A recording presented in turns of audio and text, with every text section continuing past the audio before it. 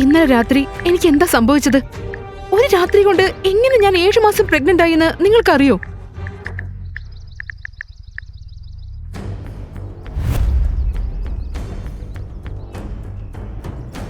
എനിക്കെല്ലാം അറിയാം. ഇന്നലെ ഞാൻ നിന്നോട് പറഞ്ഞതല്ല. നീ റെഡിയാണെങ്കിൽ എന്നെ വിളിക്കേ. ശാന്തമായി ചിന്തിക്കേ. തീരുമാനം നിന്റേതാ. നിനക്ക് നേരിട്ട എല്ലാ അനീതിക്കും ഞാൻ പ്രതികാരം ചെയ്യും. നിനക്ക് നിന്റെ അവകാശം നേടിത്തരാം. നിന്റെ സ്വന്തം മിസ്റ്റർ ഷാഡോ. ഈ മിസ്റ്റർ ഷാഡോ ആരാണ്? ഇന്നലെ സംഭവിച്ചതൊന്നും എന്താ എനിക്ക് ഓർമ്മയില്ലാത്തത്? ഈ ചോദ്യങ്ങൾക്കുള്ള ഉത്തരം. ഹലോ അന്തര, 5 ലക്ഷം രൂപ കുറവാണെന്ന് എനിക്കറിയാം. പക്ഷേ വളരെ പെട്ടെന്ന് ഞാൻ നിന്റെ അക്കൗണ്ടിലേക്ക് കൂടുതൽ പണം ഇടും. മിസ്റ്റർ ഷാഡോ, നിങ്ങൾ ആരായാലും എന്നെക്കുറിച്ച് 2 കാര്യങ്ങൾ വ്യക്തമായിട്ട് മനസ്സിലാക്കൂ. ഒന്നാമത്, ഇന്നലെ ഞാൻ മദ്യലഹരിയിലായിരുന്നു. നമ്മുടെ ഇടയിൽ എന്ത് സംഭവിച്ചാലും അതൊരു തെറ്റാണ്. രണ്ടാമത്, എനിക്ക് പണമില്ലെങ്കിലും എന്റെ മനസാക്ഷി മരിച്ചിട്ടില്ല. എന്നെ സഹായിക്കാൻ നിങ്ങൾ കാണിച്ച മനസ്സിന് നന്ദി. പക്ഷെ എനിക്ക് നിങ്ങളുടെ പണം വേണ്ട. ഞാൻ പറഞ്ഞില്ലേ, ഒരു തീരുമാനമെടുക്കുന്നതിന് മുൻപ് നീ നന്നായി ചിന്തിക്കണം. എന്തിനാ ഇത്ര പെട്ടെന്ന് നീ തീരുമാനമെടുക്കുന്നത്? ഞാൻ ചിന്തിച്ചിട്ടുണ്ട്. ചിന്തിച്ചിട്ടാണെങ്കിൽ എങ്ങനെ നീ എന്നെ റിജക്റ്റ് ചെയ്യുന്നു? എന്തിനാ ഇത്ര ആവേശം? ഞാനൊരു കാര്യം പറയാം. നിനക്ക് എന്നെ അറിയുന്നതിനേക്കാൾ എനിക്ക് നിന്നെ അറിയാം. ഞാൻ പറഞ്ഞല്ലോ, എനിക്ക് നിങ്ങളുടെ പണം വേണ്ട. ഇത്രയും പറഞ്ഞ് അവൾ കോൾ കട്ട് ചെയ്തു. അതേസമയം ഫോൺ വീണ്ടും മുഴങ്ങി. പക്ഷേ ഇതൊരു land line നമ്പറായിരുന്നു.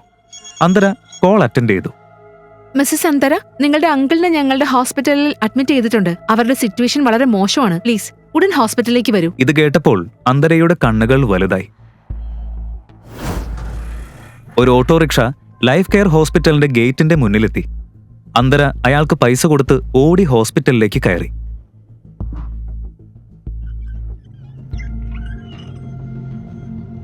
Excuse me sister, Mukund Bansal എന്റെ അങ്കിളാണ്. അദ്ദേഹത്തിന് എന്താ സംഭവിച്ചത്? അവര് രാവിലെ ചെക്കപ്പിന് വന്നതായിരുന്നു. അതിനിടെ ഒരു കോള് വന്നു. അതിനുശേഷം പെട്ടെന്ന് ബ്ലഡ് പ്രഷർ കുറഞ്ഞു. ഇപ്പൊ ICUല. ഡോക്ടർ പരിശോധിക്കുക. ഇത് കേട്ടപ്പോൾ അന്തരയ്ക്ക് ഭയം തോന്നി.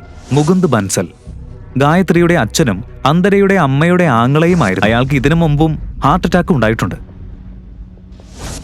കുട്ടിക്കാലത്ത് അവൾക്ക് അമ്മയുടെയും അച്ഛന്റെയും സ്നേഹം കൊടുത്തത് അയാളായിരുന്നു. അന്തരയുടെ കണ്ണുകളിൽ കണ്ണീർ നിറഞ്ഞു. അപ്പോഴേക്കും ICU ഡോക്ടർ പുറത്തേക്ക് വന്നു. ഡോക്ടർ, ഞാൻ അന്തര. മുകുന്ദ് ബൻസാൽ എന്റെ അങ്കിളാണ്. അദ്ദേഹത്തിന് കുഴപ്പമൊന്നുമില്ലല്ലോ? നോക്ക്, അദ്ദേഹത്തിന്റെ കണ്ടീഷൻ ക്രിട്ടിക്കലാ. ഉടൻ ഓപ്പറേഷൻ ചെയ്യണം. ഇനി കാത്തിരിക്കാൻ പറ്റില്ല നമുക്ക്. വേഗം 3 ലക്ഷം രൂപ ഡെപ്പോസിറ്റേ. എന്നാൽ മാത്രമേ ഓപ്പറേഷൻ തുടങ്ങാൻ സാധിക്കൂ. ഡോക്ടർ, നിങ്ങൾ ഓപ്പറേഷൻ തുടങ്ങൂ. ഞാൻ പണം അറേഞ്ച് ചെയ്യാം. സോറി അന്തര, അഡ്വാൻസ് ഇല്ലാതെ ഓപ്പറേഷൻ തുടങ്ങാൻ പറ്റില്ല. അത് ഹോസ്പിറ്റൽ പോളിസിക്ക് എതിരാ. അവളുടെ കയ്യിൽ അത്രയും പണമില്ലായിരുന്നു. അതുകൊണ്ട് സ്വന്തം ആത്മാഭിമാനം പോലും മറന്ന് അവൾ രുദ്രയുടെ നമ്പർ ഡയൽ ചെയ്തു. ഹലോ രുദ്ര. എന്താ കാര്യം? ഇന്ന് രാവിലെ നീ എന്റെ കോള് കട്ട് ചെയ്തപ്പോ ഇനി ഒരിക്കലും നീ എന്നോട് സംസാരിക്കില്ലെന്നാ ഞാൻ കരുതിയെ. ഓ, മനസ്സിലായി. ഇപ്പൊ എന്നെക്കാൾ കൂടുതൽ ഈ ഡിവോഴ്സിന് തിടുക്കം നിനക്കാണെന്ന് തോന്നുന്നു. രുദ്രയുടെ പരിഹാസങ്ങൾ അവഗണിച്ച് അന്തര പറഞ്ഞു. രുദ്ര, എനിക്ക് 3 ലക്ഷം രൂപ തരാമോ? നിന്റെ ആർത്തിക്ക് ഒരു പരിധിയില്ലല്ലോ. ഇന്നലെ ഞാൻ നിനക്കൊരു ചെക്ക് തന്നു. ഇന്ന് വീണ്ടും നീ പണം ചോദിക്കാം. ഇന്നലെ നീ പണത്തിന് വേണ്ടി എന്നെ വിവാഹം കഴിച്ചെന്ന് ഞാൻ പറഞ്ഞപ്പോ നീ വലിയ സതി സാവിത്രിയായിട്ട് അഭിനയിക്കായിരുന്നല്ലോ. അത് മുഴുവൻ നാടകമായിരുന്നല്ലേ? രുദ്ര, പ്ലീസ് മനസ്സിലാക്ക്. ഞാൻ നിന്നോട് അപേക്ഷിക്കുക. ഇപ്രാവശ്യം എന്നെ ഒന്ന് സഹായിക്ക്. മിസ്സസ് അഹൂജ, എന്തെങ്കിലും ചെയ്യുന്നുണ്ടെങ്കിൽ വേഗം ചെയ്യ്. പേഷ്യന്റിന് സമയം വളരെ കുറവാ. രുദ്ര, ഇനി ഒരിക്കലും ഞാൻ നിന്നോടൊന്നും ചോദിക്കില്ല. പ്ലീസ് 3 ലക്ഷം രൂപ തരൂ. മതി, ഈ ഡ്രാമയൊന്ന് നിർത്ത്. രുദ്ര എവിടെ? അവന് ഫോൺ കൊടുക്ക്. എനിക്ക് നിന്നോടൊന്നും സംസാരിക്കാനില്ല. അവൻ തന്നെയാണ് ഫോൺ എനിക്ക് തന്നത്. ഡിവോഴ്സ് സംബന്ധിച്ച കാര്യങ്ങൾ ഒഴികെ മറ്റൊന്നും നിന്നോട് സംസാരിക്കാനില്ലെന്ന് പറഞ്ഞു. എന്താ നടക്കുന്നതെന്ന് നിനക്കറിയാമോ? അങ്കിൾ ഹോസ്പിറ്റലിലാണ് ട്രീറ്റ്മെന്റിലേക്ക് പണം വേണം, അതല്ലേ? ദയവായി രുദ്രനോട് 3 ലക്ഷം രൂപ തരാൻ പറയൂ. എല്ലാ കടങ്ങളും ഞാൻ പതിയെ തിരിച്ചു തരാമെന്ന് ഞാൻ വാക്ക് തരാം. ശ്രദ്ധിച്ചു കേട്ടോ, രുദ്ര നിനക്ക് പണം തരാൻ സമ്മതിച്ചാലും ഞാൻ സമ്മതിക്കില്ല. കാരണം ഞാൻ തന്നെ നിന്റെ അങ്കിളിനെ, അതായത് എന്റെ പ്രിയപ്പെട്ട അച്ഛനെ വിളിച്ചു പറഞ്ഞതാ നീ മറ്റൊരു പുരുഷനൊപ്പം ആയിരുന്നുവെന്ന്. അത് കേട്ടതും അവര് നേരെ ഓപ്പറേഷൻ തിയേറ്ററിലേക്ക് പോയി. ഇത് പറഞ്ഞ് ഗായത്രി നാണമില്ലാതെ ചിരിച്ച് കോൾ കട്ട് ചെയ്തു. ഇത് കേട്ടപ്പോൾ അന്തരയ്ക്ക് വിശ്വസിക്കാൻ പോലും കഴിഞ്ഞില്ല. ഒരു മകൾക്ക് ഇത്രയും ക്രൂരത കാണിക്കാൻ എങ്ങനെ സാധിക്കുമെന്ന് അവൾ ആലോചിച്ചു.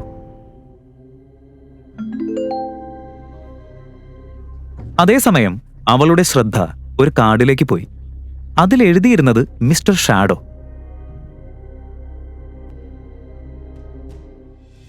അത് കണ്ടതോടെ അധികം ചിന്തിക്കാതെ തന്നെ അന്തര ഒരു തീരുമാനമെടുത്തു.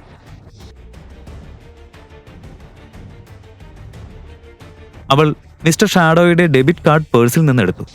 പേയ്മെന്റ് ചെയ്ത് അങ്കിളിന്റെ സർജറി ഉടൻ തുടങ്ങാൻ നഴ്സിനെ അറിയിച്ചു. ഓപ്പറേഷൻ ഏറെ നേരം നീണ്ടു. പക്ഷേ അന്തര അവിടെ നിന്ന് എവിടേക്കും പോയില്ല. 12 മണിക്ക് രുദ്ര അന്തരയെ കോൾ ചെയ്തു. അന്തര, ഞാൻ ഫാമിലി കോർട്ടിന്റെ പുറത്ത് നിൽക്കാ. നീ എവിടെ എത്തി? എനിക്ക് വരാൻ കഴിയില്ല. അന്തര, നീ വരുമെന്ന് പറഞ്ഞിരുന്നല്ലോ. ഇപ്പൊ വന്നിട്ട് വാക്ക് മാറ്റാണോ? ഇല്ല, എനിക്ക് നിന്നിൽ നിന്ന് വേഗം മോചനം വേണം. എന്നാ വാ, എനിക്ക് അധികം സമയമില്ല. എനിക്കും എന്റെ സമയം നിനക്കായിട്ട് കളയാൻ താല്പര്യമില്ല. അങ്കിളിന്റെ ഓപ്പറേഷൻ നടക്കുക, അതുകൊണ്ട് എനിക്ക് വരാൻ കഴിയാത്തത്. എപ്പോ സ്റ്റേബിൾ ആവുന്നോ അപ്പൊ ഞാൻ നിന്നെ അറിയിക്കാം. ഞാൻ നിനക്ക് പണം തരാത്തത് കൊണ്ടാണ് നീ ഈ ഡ്രാമയൊക്കെ കളിക്കുന്നത് അല്ലേ? എന്താ ഇതിന്റെയൊക്കെ അർത്ഥം? ഒരിക്കലുമല്ല. നിന്റെ നശിച്ച പണം നിന്റെ ഗേൾഫ്രണ്ട് ഗായത്രിക്ക് മാത്രമാ ചേരുന്നത്. എനിക്കതൊന്നും വേണ്ട. ഇത് പറഞ്ഞ് അന്തര ഫോൺ കട്ട് ചെയ്തു. മാത്രമല്ല, ഫോൺ സ്വിച്ച് ഓഫും ചെയ്തു. അങ്കിളിന്റെ ഓപ്പറേഷൻ വൈകുന്നേരം വരെ നീണ്ടു. നിരവധി മണിക്കൂറുകൾക്ക് ശേഷം ഡോക്ടർ പുറത്തേക്ക് വന്നു. ആ നല്ല വാർത്ത പറഞ്ഞു. അന്തര ഹൃദയപൂർവ്വം ഡോക്ടറിനോട് നന്ദി പറഞ്ഞു. അതിനുശേഷം മുകുന്ദിനെ വാർഡിലേക്ക് മാറ്റി.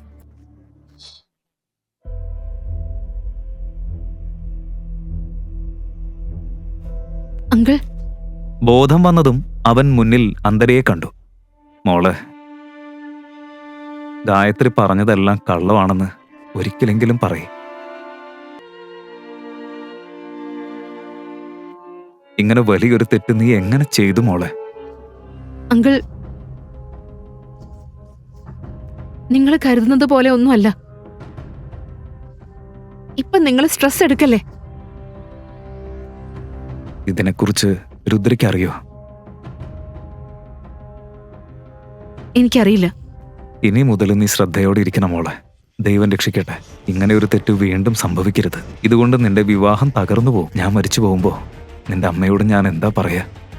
മുകുന്ദ് സംസാരിച്ച് തീർന്ന ഉടനെ ഡോർ തുറക്കുന്ന ശബ്ദം കേട്ടു. അന്തര ആ ദിശയിലേക്ക് നോക്കിയപ്പോൾ അവൾ പൂർണ്ണമായും ഞെട്ടിപ്പോയി. അവിടെ രുദ്ര നിൽക്കുകയായിരുന്നു.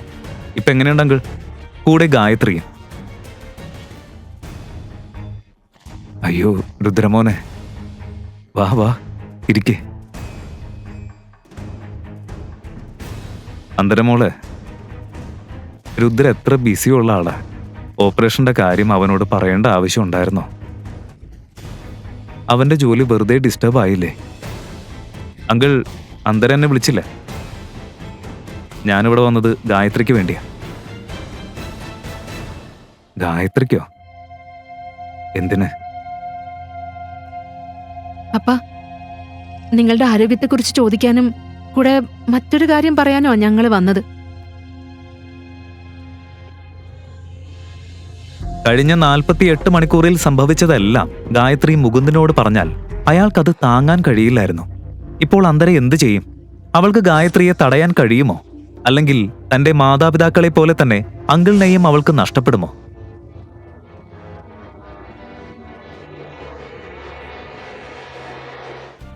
ആക്ച്വലി പപ്പ, രുദ്ര ഇനി എന്റെ ബ്രദറിൻലോ മാത്രമല്ല, അവൻ അവളുടെ ബോസ് കൂടിയാ. ഗായത്രി ഇപ്പോ രുദ്രയുടെ കമ്പനിയിൽ ജോലി ചെയ്യുന്നു. അവൻ അവളുടെ വർക്കിന് ഇപ്പോഴും പ്രൈസ് ചെയ്യാറുണ്ട്. അതൊക്കെ നല്ല കാര്യാ.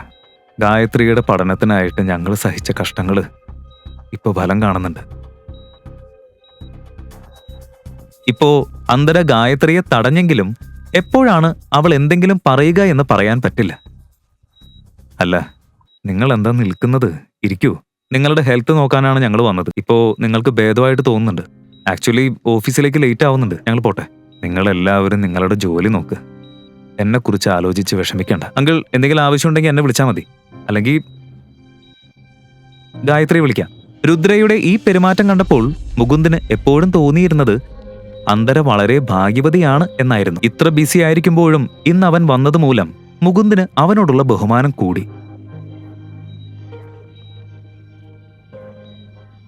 രുദ്രമോനെ. Yes uncle. ഗായത്രി നിന്നോടൊപ്പം ജോലി ചെയ്യുന്നതിൽ എനിക്ക് സന്തോഷമുണ്ട്. അവള് നിന്റെ സിസ്റ്റർ ഇൻ ലോയെ ആയാലും ആ ബന്ധം കാരണം അവളുടെ ഒരു തെറ്റും നീ അവഗണിക്കരുത്. അതിന്റെ ആവശ്യമില്ല. ഗായത്രി വളരെ നന്നായി തന്നെ ജോലി ചെയ്യുന്നുണ്ട്. രുദ്രമോനെ, മറ്റൊരു കാര്യം കൂടി പറയാനുണ്ടായിരുന്നു. പറയാങ്കിൾ. മകനെ, എനിക്ക് എപ്പോൾ വേണമെങ്കിലും കോൾ വരാം. അതുകൊണ്ട് പോകുന്നതിന് മുൻപ് നിങ്ങൾ ഇരുവരുടെയും കുഞ്ഞുങ്ങളെ കൂടി എനിക്ക് കാണണം. മുകുന്ദിന്റെ വാക്കുകൾ കേട്ടപ്പോൾ അന്തര തല കുനിച്ചു. തനിക്കൊരിക്കലും അമ്മയാകാൻ കഴിയില്ല എന്ന് അവൾ അങ്കിളിനോട് എങ്ങനെ പറയും? പപ്പ, നിങ്ങൾക്കറിയില്ലായിരിക്കും, പക്ഷേ ഈ അന്തരയ്ക്ക് ഒരിക്കലും അയ്യോ, ഞാൻ മറന്നുപോയി. നേഴ്സ് അങ്കിളുടെ മെഡിസിൻസിന് ഈ പ്രിസ്ക്രിപ്ഷൻ തന്നിരുന്നു. ഇത് മേഴ്സി ഫാർമസിയിൽ നിന്ന് വാങ്ങി തരുമോ? പ്ലീസ് കൊണ്ടുവരുമോ? എനിക്ക് രുദ്രയോടൊന്ന് ഒറ്റയ്ക്ക് സംസാരിക്കണം. ചേച്ചി, ഇങ്ങനെ പ്രൈവറ്റായിട്ട് പറയേണ്ട എന്ത് കാര്യമാ? എല്ലാവരും ഫാമിലി തന്നെയല്ലേ. ഇവിടെ ഒളിപ്പിക്കാൻ എന്താ?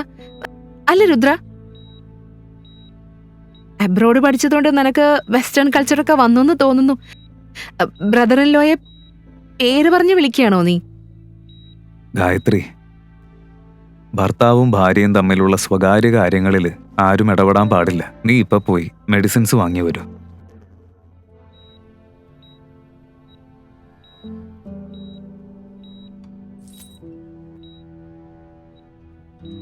എനിക്ക് നിന്നോട് സംസാരിക്കണം. പുറത്തേക്ക് വരാമോ? ഇന്നാണ് അങ്കിളുടെ സർജറി കഴിഞ്ഞത്. അങ്കിളുടെ കണ്ടീഷൻ വളരെ ക്രിട്ടിക്കൽ ആണെന്ന് നീ കണ്ടല്ലോ. ഡോക്ടർ പറഞ്ഞത് ഒരു തരം സ്ട്രെസ് പോലെ എടുക്കരുതെന്നാ. ഇല്ലെങ്കിൽ അങ്കിളുടെ സ്ഥിതി കൂടുതൽ മോശമാകും. ഈ തവണ രക്ഷിക്കാനും ബുദ്ധിമുട്ടാകും. അതുകൊണ്ട് നമ്മുടെ ഡിവോഴ്സിന്റെ കാര്യം അങ്കിൾ അറിയാൻ പാടില്ല. ആ ഷോക്ക് അദ്ദേഹത്തിന് സഹിക്കില്ല. പ്ലീസ് ഒന്നും പറയരുത്. ആദ്യം ഭാര്യയെ പോലെ എന്നോട് ഓർഡർ ഇടുന്നത് നിർത്ത്. നമ്മൾ ലീഗലി ഡിവോഴ്സ് ആയിട്ടില്ലെങ്കിലും മനസ്സിൽ നമ്മൾ ഇതിനകം വേർപിരിഞ്ഞവർ തന്നെയാ. 4 വർഷം നമ്മൾ ഒരുമിച്ചിരിക്കുമ്പോഴും നീ ഒരിക്കലും എനിക്ക് എന്തെങ്കിലും പറയാനുള്ള അവകാശം തന്നില്ല. ഇപ്പോ നമ്മൾ വേർപിരിഞ്ഞപ്പോ ഞാൻ എന്ത് ഓർഡർ നൽകാനാ രുദ്ര? ഈ 4 വർഷത്തെ വിവാഹ ജീവിതത്തിൽ ഞാൻ നിന്നോടൊന്നും ചോദിച്ചിട്ടില്ല. പക്ഷെ ഇന്ന് ഞാൻ നിന്നോട് അപേക്ഷിക്കുകയാണ്. അങ്കിൾ ഒന്നും അറിയാൻ പാടില്ല. ഞാൻ പറയുന്നത് കേട്ടാ നീ തോറ്റു, ഞാൻ ജയിക്കും എന്ന് നീ വിചാരിക്കുന്നുണ്ടോ? ഇത് ജയപരാജയത്തിന്റെ കാര്യമല്ല രുദ്ര, ഇതൊരു ജീവന്റെ കാര്യമാണ്. അതെന്റെ അങ്കിളാണ്. പക്ഷെ ഗായത്രിയുടെ അച്ഛനുമാ. എനിക്ക് വേണ്ടിയല്ലെങ്കിലും കുറഞ്ഞത് ഗായത്രിക്കായിട്ട് ഇത്രയെങ്കിലും ചെയ്യൂ. ശരി, ഞാൻ ഗായത്രിയോട് സംസാരിക്കും. ഇനി സംസാരിച്ചു കഴിഞ്ഞോ? ഞാൻ പൊക്കോട്ടെ, എനിക്ക് ലേറ്റ് ആയിക്കൊണ്ടിരിക്കുക. അന്തര തന്റെ അങ്കിളിന്റെ വാർഡിലേക്ക് പെട്ടെന്ന് പോകാൻ നോക്കി. ഗായത്രി അവിടെ ആദ്യം എത്തി എല്ലാം പറഞ്ഞു പോകുമോ എന്ന ഭയം അവൾക്കുണ്ടായിരുന്നു. നിന്റെ കഴുത്തിലുള്ള ആ മാർക്ക് എന്താ? അതെന്ത് തരത്തിലുള്ള അടയാളമാണെന്ന് മനസ്സിലാക്കാൻ രുദ്രയ്ക്ക് അധിക സമയം എടുത്തില്ല. അതൊരു ആക്സിഡന്റ് ആയിരുന്നു രുദ്ര. എനിക്ക് നിന്നെ ഒന്നും വിശദീകരിക്കേണ്ട ബാധ്യതയില്ല. അങ്കിളിന് ഭേദമായ നമുക്ക് ഡിവോഴ്സ് കംപ്ലീറ്റ് ചെയ്യാം. അതിനുശേഷം നീ എന്റെ മുഖം കാണേണ്ടതില്ല. എനിക്ക് നിന്നെ കാണണ്ട. ഇനി എന്നോട് ചോദ്യം ചെയ്യാൻ നിനക്ക് അവകാശമില്ല. നീ ഒരു കാര്യം മറക്കുക, ഞാൻ ഇപ്പോഴും നിന്റെ ഭർത്താവാണ്. ഡിവോഴ്സ് ആയിട്ടില്ല. പറയ്, അവനാരല്ലെങ്കിൽ ഞാൻ നിന്നെ കൊല്ലും. എനിക്ക് ഭർത്താവൊന്നുമില്ല. ഇൻഫാക്ട് ഒരിക്കലും ഉണ്ടായിരുന്നില്ല.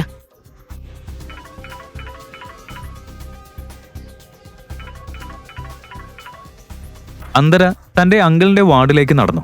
ഗായത്രി അദ്ദേഹത്തോടെല്ലാം പറഞ്ഞു പോകുമോ എന്ന ഭയമാണ് അവൾക്കുണ്ടായിരുന്നത്. അങ്കിൾ, ഗായത്രി മെഡിസിൻ കൊണ്ടുവന്നില്ലേ? ഇല്ല. എന്തുപറ്റി? രുദ്ര തിരിച്ചു വന്നില്ലേ? രുദ്രയ്ക്ക് ഒരു കോള് വന്നതുകൊണ്ട് പോവേണ്ടി വന്നു. പക്ഷെ നാളെ തീർച്ചയായും നിങ്ങളെ കാണാൻ വരുമെന്ന് അവൻ പറഞ്ഞു. ഇത്തരം ഒരു മനസ്സുള്ള ഭർത്താവിനെ കിട്ടിയത് നിന്റെ ഭാഗ്യമോളെ.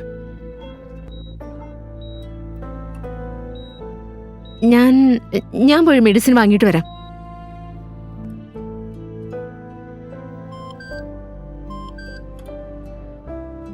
ഞാൻ നിന്റെ അക്കൗണ്ടിലേക്ക് 5 ലക്ഷം ട്രാൻസ്ഫർ ചെയ്തു.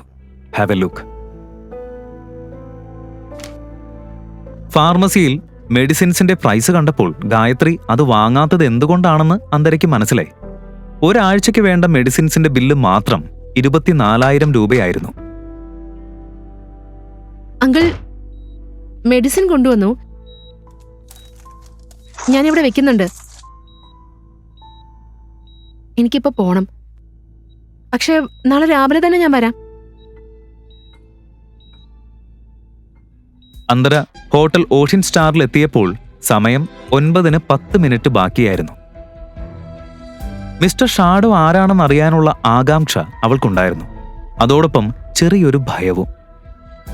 റൂം നമ്പർ 607 മുന്നിൽ അവൾ നിർത്തി. ഒരു ദീർഘശ്വാസമെടുത്ത് അവൾ ഡോർ തുറക്കാൻ ശ്രമിച്ചു. അവളുടെ കൈ ചെറുതായി വിറയ്ക്കുന്നുണ്ടായിരുന്നു. അവൾ പതുക്കെ ഡോർ തുറന്ന് അകത്ത് കയറി.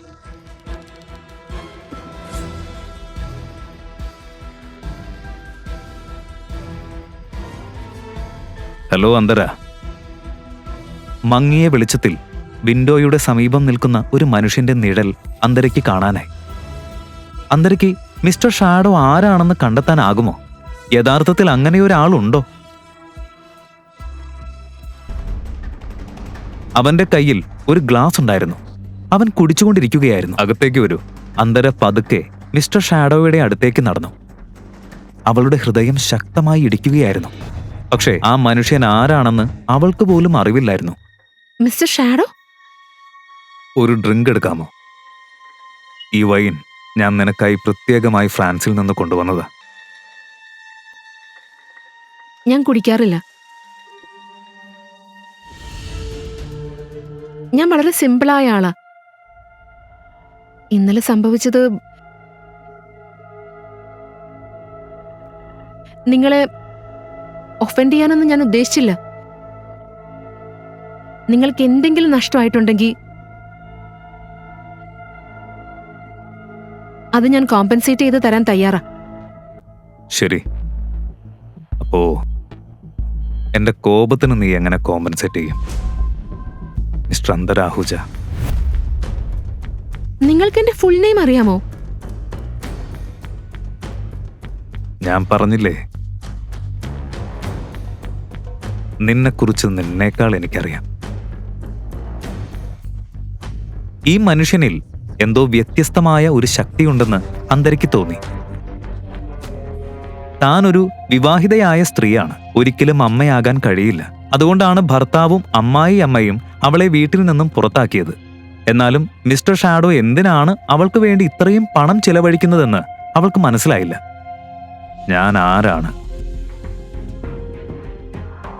എന്താണ് ചെയ്യുന്നത്? ആരെ തിരഞ്ഞെടുക്കുന്നു? ഇതൊക്കെ എന്റെ വ്യക്തിപരമായ കാര്യങ്ങളാണ്. ഇതിന് ഞാൻ നിനക്ക് എക്സ്പ്ലനേഷൻ തരേണ്ട കാര്യമില്ല. I am sorry Mister shadow.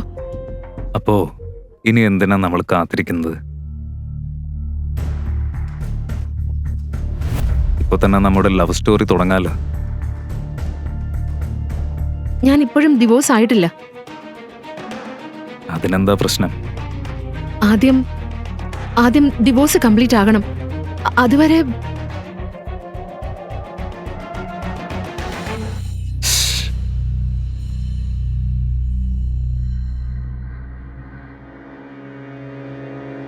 നീ ഇപ്പോഴും ആ വിശ്വാസമില്ലാത്ത ഭർത്താവിന്റെ ലോയൽ ഭാര്യ തന്നെ. അവൻ നിന്നെ നിന്റെ കസിനൊപ്പം വഞ്ചിച്ചു. പിന്നെ നിന്നെ വീട്ടിൽ നിന്ന് പുറത്താക്കി. ഇപ്പൊ നീ എന്റേതാണ് അന്തര.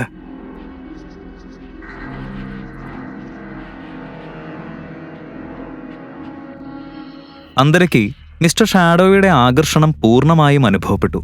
അവന്റെ ശ്വാസം പോലും വേഗത്തിലാകുന്നതായി അവൾക്ക് തോന്നി. കുറഞ്ഞത് നീ ആരാണെന്നെങ്കിലും പറയൂ. ശരിയായ സമയം വന്നാ ഞാനെല്ലാം പറയും അന്തര. നീ ആരാണെന്ന് എനിക്ക് അറിയില്ല.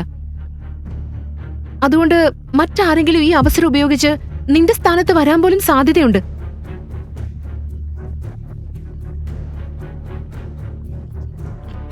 ആർക്കും നിന്നെ തൊടാൻ പോലും കഴിയില്ല. നീ ശാന്തമായി ഉറങ്ങ.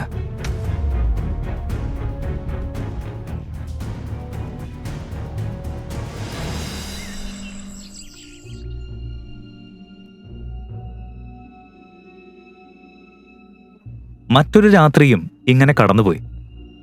രാവിലെ അന്തരയുണർന്നപ്പോൾ മിസ്റ്റർ ഷാഡോ റൂമിൽ ഉണ്ടായിരുന്നില്ല. കഴിഞ്ഞ രാത്രിയിലെ സംഭവങ്ങളെല്ലാം അവൾക്ക് ഓർമ്മ വന്നു. ഇതൊക്കെ ഒരു സ്വപ്നായിരുന്നെങ്കിൽ മതിയായിരുന്നു. അപ്പോഴേക്കും തൻവി അകത്തേക്ക് വന്നു. ഈ കാലത്ത് 2025 ആരാ ടെക്സ്റ്റ് മെസ്സേജസ് അയക്കുന്നത്? എന്റെ അച്ഛൻ പോലും വാട്സാപ്പാ ഉപയോഗിക്കുന്നത്. ശരി, അതൊക്കെ വിട്. അവൻ കാണാൻ എങ്ങനെയാന്ന് പറ. എനിക്കറിയില്ല, ഇരുട്ടായിരുന്നു, ശരിയായിട്ട് കാണാൻ കഴിഞ്ഞില്ല. ഹൈറ്റും ഫിസിക്കും എങ്കിലും മനസ്സിലായില്ലേ നിനക്ക്? ഇത് കേട്ടപ്പോൾ അന്തരയ്ക്ക് മിസ്റ്റർ ഷാഡോയുടെ ശക്തമായ കൈകളും വിശാലമായ നെഞ്ചും ഓർമ്മ വന്നു. ഹൈറ്റ് ഉണ്ട്, പിന്നെ അയാള് ഓർമ്മിച്ചപ്പോ തന്നെ നിന്റെ കവിളുകൾ ചോന്നതെന്താ? എന്തോ ഉണ്ടല്ലോ. ഇല്ല, അങ്ങനെയൊന്നുമില്ല. എന്തായാലും അവൻ ആരായാലും അതെന്തെങ്കിലും ആവട്ടെ, അവനൊരു വലിയ റിച്ച് ആളാ. അതായത് ഒരു കാര്യമില്ലാതെ അയാൾ നിനക്ക് 10 ലക്ഷമാ തന്നത്. എനിക്ക് തോന്നുന്നത് അവന് നിന്നെ ഇഷ്ടമായിരിക്കും. ഞാൻ വിവാഹിതയാണ്. ശരി, രുദ്ര നിന്നോട് ചോദിച്ചിട്ടാണോ ഗായത്രിയുമായിട്ട് അഫെയർ തുടങ്ങിയത്? നീ മിസ്റ്റർ ഷാഡോയോടൊപ്പം തുടരണോ വേണ്ടയോ എന്നത് നിന്റെ തീരുമാനം തന്നെയാ. പക്ഷെ എന്റെ അഭിപ്രായത്തില് നീ വേഗം രുദ്രയെ ഡിവോഴ്സ് ചെയ്യണം. അങ്ങനെ അവന്റെ മുഖം പോലെ ഇനി കാണേണ്ടി വരില്ല. തൻവി പറഞ്ഞത് ശരിയായിരുന്നു. അന്തര ഇതിനകം അഹുജ ഫാമിലിക്കും ഗായത്രിക്കും വേണ്ടി ചെയ്യാനുള്ളതെല്ലാം ചെയ്ത് കഴിഞ്ഞിരുന്നു. ഇനി അവരെക്കുറിച്ച് ചിന്തിക്കേണ്ട ആവശ്യമില്ല. അതിനാൽ രുദ്രയെ വേഗം ഡിവോഴ്സ് ചെയ്യണം. ഇല്ല, അത് നടക്കില്ല. എന്തുകൊണ്ട്? അത്രയും ലക്ഷങ്ങൾ ഒരു പരിചയമില്ലാത്ത ആളിനിങ്ങനെ കൊടുക്കാൻ ആരാ തയ്യാറാവുക? അതാ എനിക്ക് മനസ്സിലാവാത്തത്. ഞാൻ വിവാഹിതയാണ്. എനിക്ക് കുട്ടിയെ ജനിപ്പിക്കാനും കഴിയില്ല.